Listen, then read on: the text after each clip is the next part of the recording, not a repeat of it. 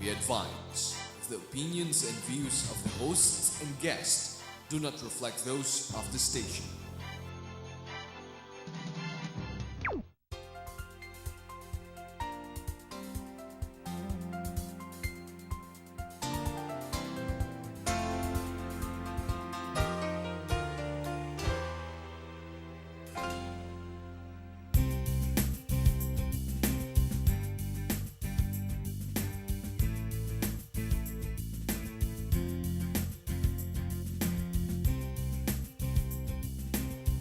Good evening, ladies and gentlemen, and welcome to Philippines Uncut. I'm your host, Buddy Cunanan.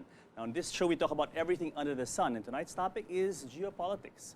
You know, folks, in the last several weeks, tensions have been rising in the South China Sea as the Philippines and the People's Republic of China have been locked in a diplomatic and naval standoff over Scarborough or Panatag Shoal. Now, this issue is of national and regional geopolitical importance. So in this show tonight, we're going to have a frank discussion to enlighten all of you about the issues and the situation. And joining us now is a excellent resource person. In fact, we're very lucky to have him. He is a former Chief of Staff of the Armed Forces of the Philippines and possibly one of the smartest men to occupy the office. He is a brilliant tactician, analyst, and commander. And he is also a master's degree holder in mass communications from the University of the Philippines, public administration from De La Salle University, an air transport course from the Asian Institute of Management, and PhD studies in advanced management techniques also. He is also the chairman of the board of several companies in the Philippines. It's my pleasure to welcome to Philippines Uncut, General Benjamin Defensor. Thank you. Good evening sa mga televiewers natin. I am also lucky this evening because I'm a former general, I'm a former chief of staff of the armed forces, and I will be interviewed by the son of a general who is himself a distinguished general in our armed forces. Thank you, sir. Thank you very much, Paul. Now, sir, in my introduction to you, I mentioned your credentials, and really, sir, stellar credentials. And aside from that, I failed to mention that you are chairman of the Apex Counterterrorism Task Force. And I will hold up something that we brought to the studio.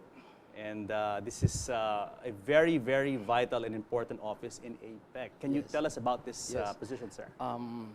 I was chairman of the APEC Counterterrorism Task Force representing the Philippines because I was made an ambassador and sent to that body consisting of 21 countries for representing the Asia-Pacific region, the region that has the biggest trade in terms of revenues in the whole world.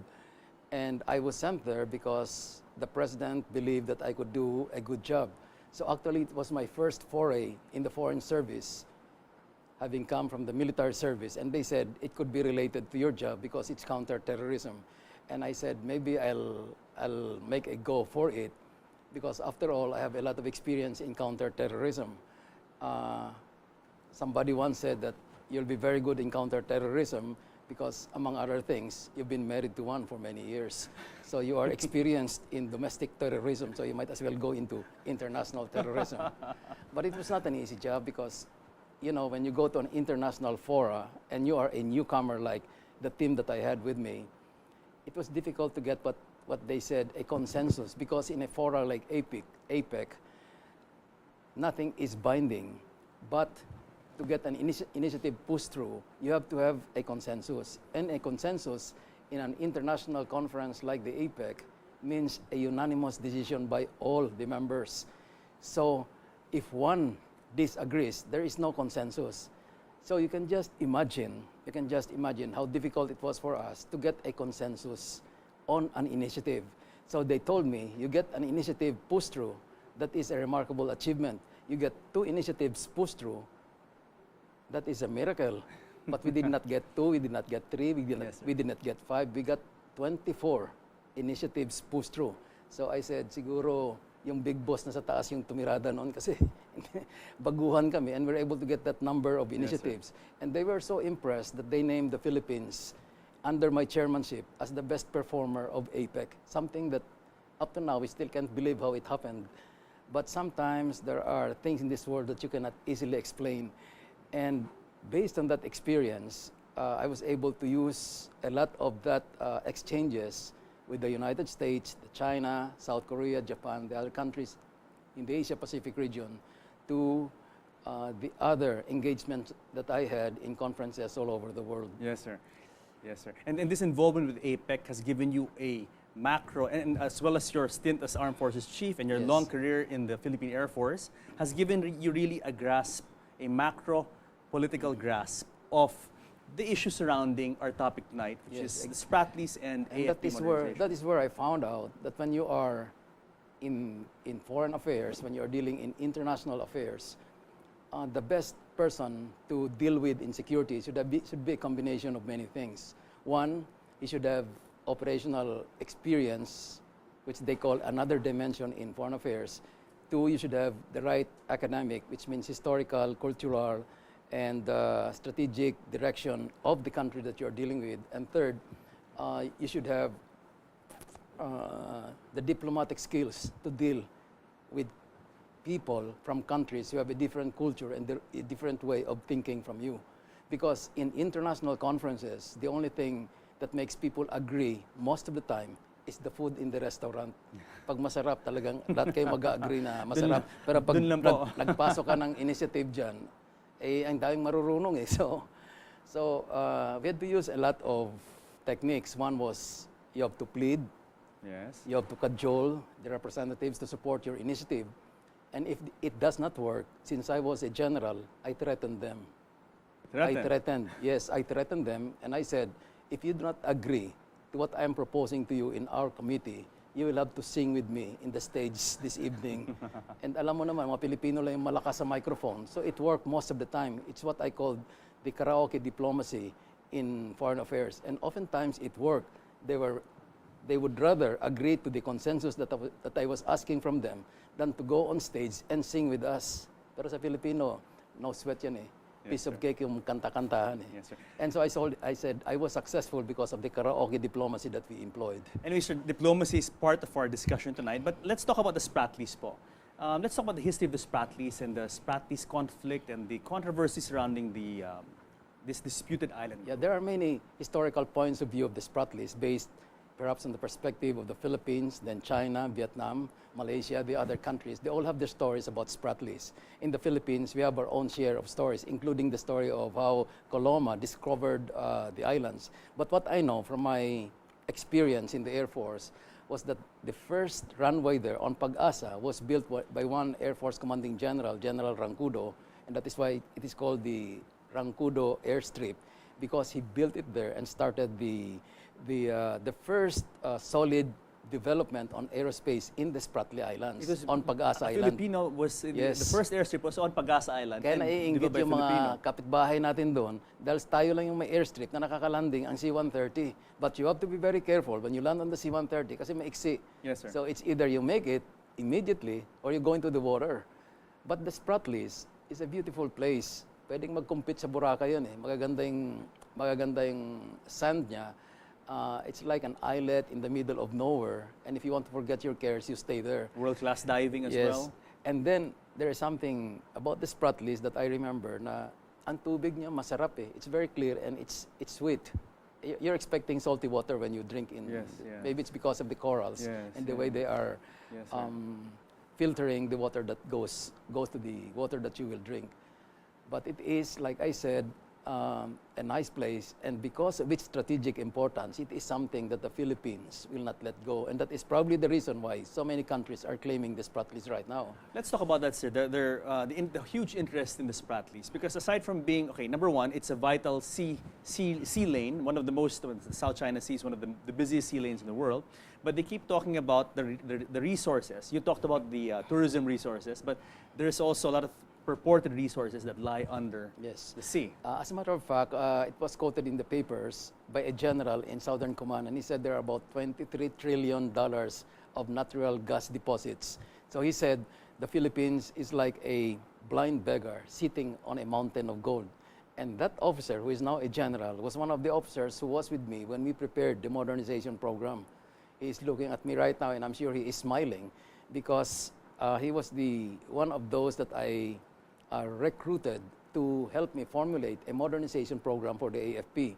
I chose the best minds that I could get my hands on. I got the top-notchers of each class. I got the outstanding officers in each class, because I know what we were going to do was something that will be realized 10, 20, or maybe even 50 years from now, and you cannot afford to make a mistake. And as a matter of fact, some of them who are very good rose to where they are. One of them is General Oban. He became chief of staff like me.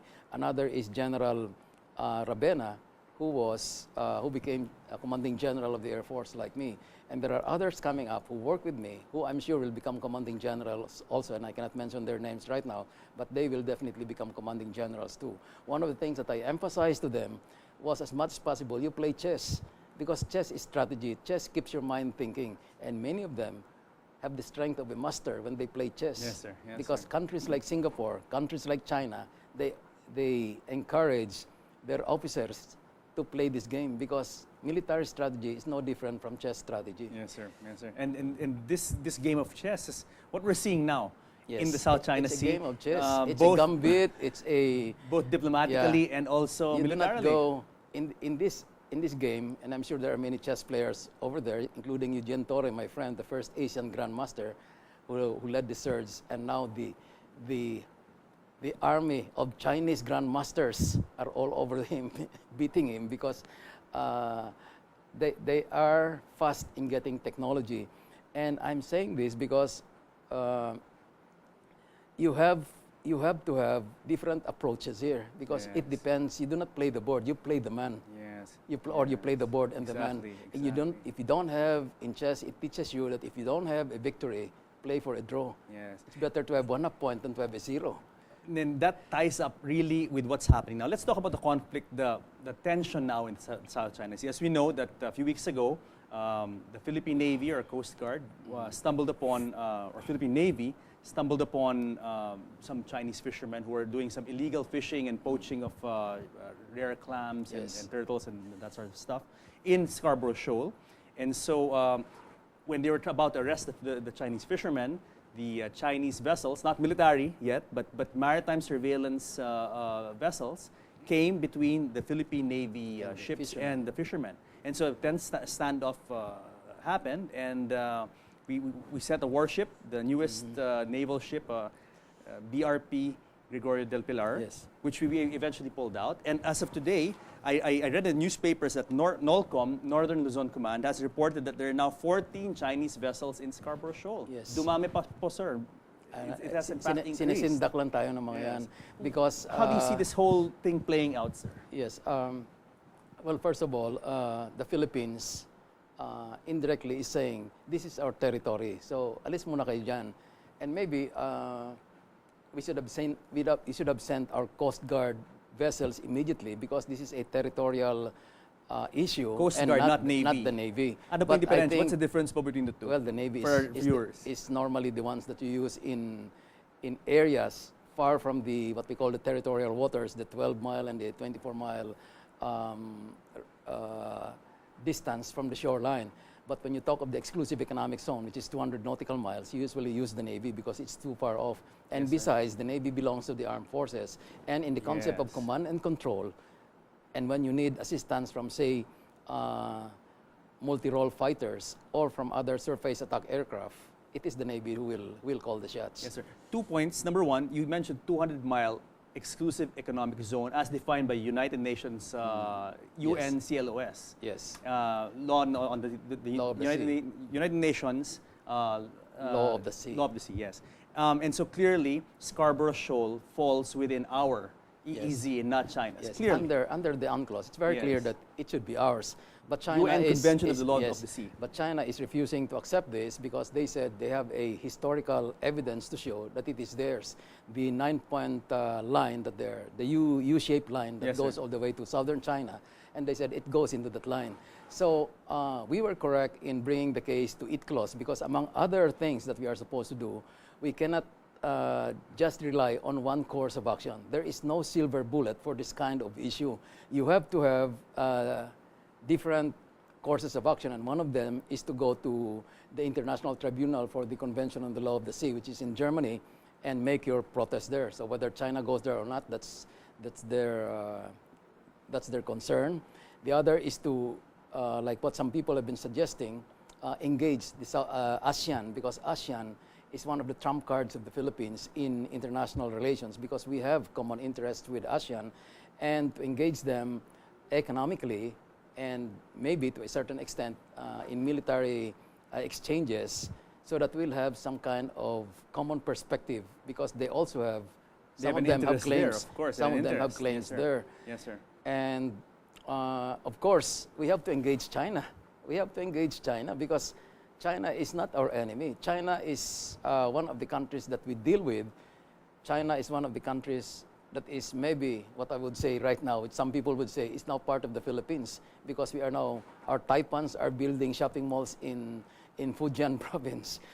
You barely find a Filipino Chinese right now who has no relative in Xiamen, in Fujian, because all of the Chinese there came from China. Yes, sir. Yes, sir. But interesting point, sir, that you said that we should engage our regional partners. But let's talk about the Philippines' response to this crisis. And you mentioned the sending of the Navy, and the Coast Guard should have been sent and not the Navy, because as you correctly pointed out, when you send the Navy, it sends a different signal. Yes. It's a military response, as opposed to the Coast Guard. Parang which is a civilian nangahamon ka na nun response. Pag Yes. Navy, parang hinahamon mo na.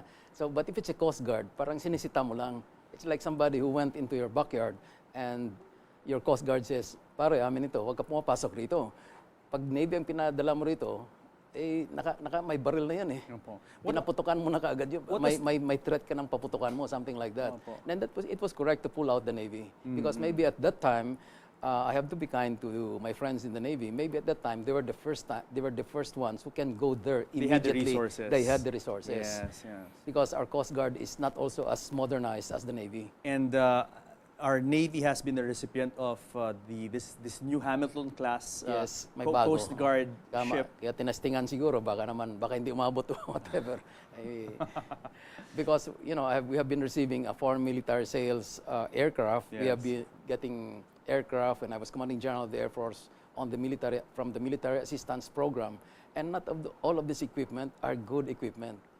Nobody gives good equipment away and for free, For example, the BRP Gregorio del Pilar is a decommissioned Yes. 1950s era Coast Guard, former U.S. Coast Guard cutter, which was given to us, I think, last year. Now, what was the effect po of sending the Navy there? I mean, in terms of diplomacy, in terms of the response of China, what was the effect of this? Well, when you talk of the Navy, it is a military representation, which is not normally the case immediately when there are issues involving territory. Yeah. And And China's ship there wasn't a naval ship; it was a maritime surveillance. And maybe the good craft. thing about that is that the Philippines was sending a message. We mean business. That's why we're sending our Navy, because we have to make sure that whether from where you really are or what you really are, you might be pirates, you might be smugglers or whatever. And then when they boarded it, they found out that they were boarded. They had these turtles and Giant corals, clams. giant clams, and of course the Navy wisely pulled out. And it was as if to say, we don't have to go to war over turtles and clams, and over a piece of land that it reduces in area when it's high tide. Yes, sir. So Militarily, General, I mean, I know this is silly. This is probably a silly question. How do we stack up against China? Let's say if there were an armed I confrontation. will talk only about the radars. Yes, sir. Because that was our concern. We want to have a total sky picture. And when you talk of air power, you do not talk only of the Air Force. You talk of the civilian component of aviation. That is why radars have a joint use between the military and the civilian, which is probably a rare thing compared to the other branches of service. The total sky picture that we need in the Philippines, that we proposed when we started the modernization program, was a total sky picture of 6 radars. The CAAP, the Civil Aviation Authority of the Philippines right now, is proposing 4. So even if you propose 4 and 6, you have 10. Even if you make it 60, it still does not compare. Because on the east side of China alone, when I visited the Chinese Armed Forces and they showed me their radars, they have hundreds of radars only on their east coast. Because of course, they have the Taiwan or Chinese Taipei yes, issue, the cross yes. straits issue. Yes. They have they're facing Korea and Japan and all the other possible issues that they could have on that side. Yes, That yes. is the number of radars. Now, you imagine how many aircraft they have. Wow, wow. So if you compare maybe aircraft of other countries with that of China, I was even joking them and they showed me their aircraft, and I said, these are the aircraft that you will send off first. Parang yung gera nyo noong unang Yes, panahon, yes. ipapaubos nyo muna itong mga first batch nyo. Pag naubos na yung missiles ng kalaban, ipapasok nyo na yung mga Su-27 at mga F-4 nyo, which has the F-16 technology, and then that's the time you come in. You know, they were Does the laughing because- Philippines have surveillance aircraft or the capability to monitor the area from the? No, we from don't the air? have the radars now, but we have short-range radars, and that is one of the things that is being proposed in the modernization program, which we should have obtained in the first part of the Modernization Act, the initial modernization program, which was for 15 years. We should have that long-range patrol aircraft already, not only because of the threat to Spratly or to our territories, but because it can help in disaster and relief operations. Yes, yes. Makikita mo kaagad kung saan ang kailangan. Although it's always argued na napakahirap i-maintain yan eh, but you have to have it. That is an irony of a weapon or a system that you use peacetime or wartime. Whether you use it, you have to maintain it because you don't know when you're going to need it. Yes, yes. So with the long-range patrol aircraft, we also proposed, of course, the interceptors, the multi-role fighters, and the people I gathered then, I sent them to all places in the world where there are the fighters. Let them fly these fighters. Let them inspect the radars, because I did not believe the brochures that were being sent to me. It's like buying a car. All the brochures are shiny. They're all nice to look at. They are all impressive. But there is nothing that can compare with what the Air Force of a country or the armed forces of a country that is using that weapon system will tell you. Yeah, because yes. when military men talk to military men, it's very cordial, but it's very frank. Yes. And they will tell you the defect of the system. Yeah. So if they say it's okay, you have at least an 80 or 70% chance of getting a weapon system that is okay, or that can meet the mission requirements that has been envisioned for that weapon system. Yes, yes. And So I sent them out. That was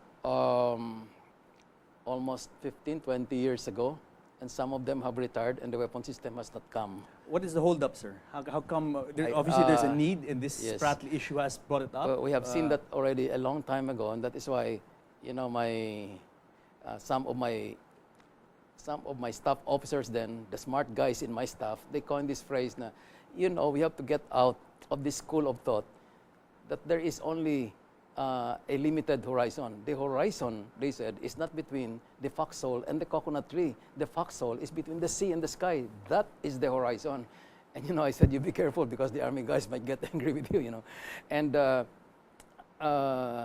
many of them made studies. They came out with a good modernization program, and I'm proud of them. Many of them are now generals, and still it did not go. Yes, sir. We sold the bases with the hope that we can fund the modernization program, but nobody can say what happened to the money that was generated, say, in Fort Bonifacio. For the sale of the baselands, yes. Sale of baselands that could have been used as the down payment already for a long-range patrol, or at least a surface attack Yes. aircraft which can reach out to Scarborough or the Yes, Spratly if it was needed. Yes. Well, I mean, sir, what this tension in the South China Sea has really shown us is that what you and your team saw or foresaw 10, 15 years ago is really needed now, and even really before underscores us, the need for and this. even before us, because we had Yes.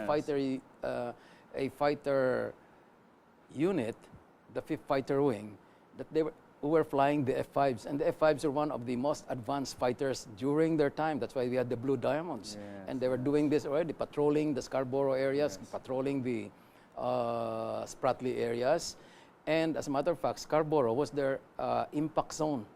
Yes, sir. Yung parang target range nila yan eh. Yes, sir. Sir, And nobody was complaining then. Ngayon lang yan eh. Di ba? Sir, hold that thought because we'll come back after a few short reminders. Guys, more of the Spratlys and AFP modernization when Philippines Uncut returns. Stay tuned.